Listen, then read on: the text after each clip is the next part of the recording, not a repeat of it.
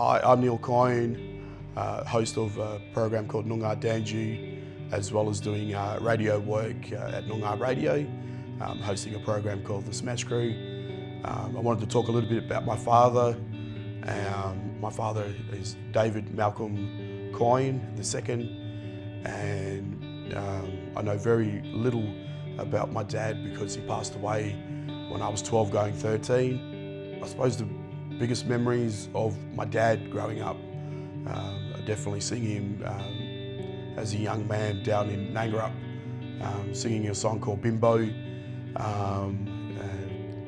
I saw a lot of him actually drinking and stuff, and I do remember my mum, pointing across the road one time in Nangarup saying, there's your dad, and it was the first time meeting my dad. So I knew very little of my dad at that time, and I suppose when you're about 12, 13, you're kind of finding out who you are. I was just trying to find out who my dad was around that age as well, because being through going through the stolen generation, coming back out, and then finding my family again. So I was sort of meeting everybody and then getting to know my dad. And as I was getting to know my dad passed away. When he passed away through pneumonia, which was caused through obviously a lot of drinking. So I think two things that my dad taught me in my life, the hard way, I suppose, or a weird way, or a sad way, either way, was, don't drink.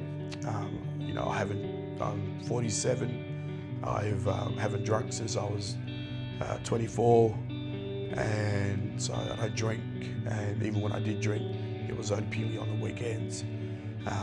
My dad drank every day,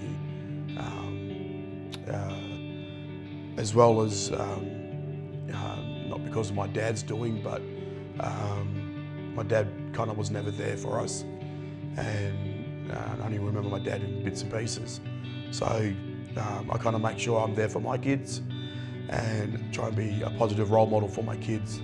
So case of monkey see, monkey do.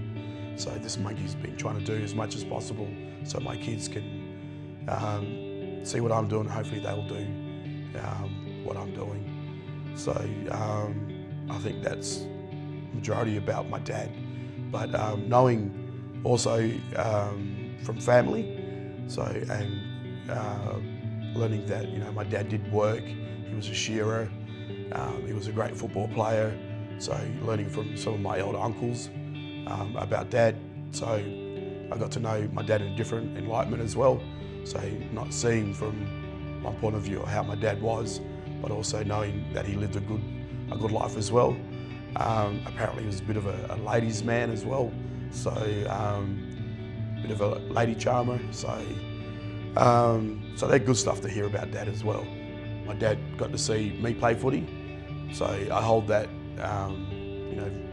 very close to my heart, to think that my dad actually watched me play footy, and I know he didn't see the other boys, but it's not a dig at them. It's just something I feel honoured to have him watch me play footy. The hardest thing is not having dad here to be able to celebrate Father's Day. So you kind of it's like, what do you do?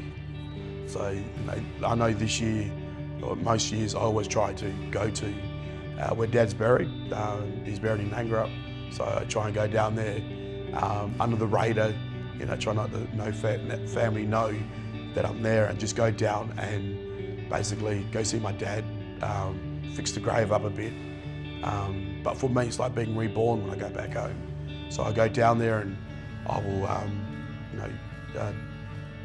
do all that, drive around the streets, look at all the memories that I've had with loved ones down that way, my family, and especially my dad, and then come back home and stuff like that. I think that's why I say be there for your kids and show up and just do that kind of stuff. So yeah, I think that's the hardest thing for Father's Day for me. I did do something that I tricked my brothers into naming my firstborn boy after him. I told my brothers that I wouldn't name any of my kids after Dad. I said I wasn't going to. And they both had boys before I had my first boy. And then when my first boy came out, I said, I named my boy David. And my eldest boy is David Coyne III. So a bit of trickery there to say to my brothers, I got you. So, and I want to say happy Father's Day to all the fathers out there that are celebrating Father's Day today. Hopefully you get breakfast in bed.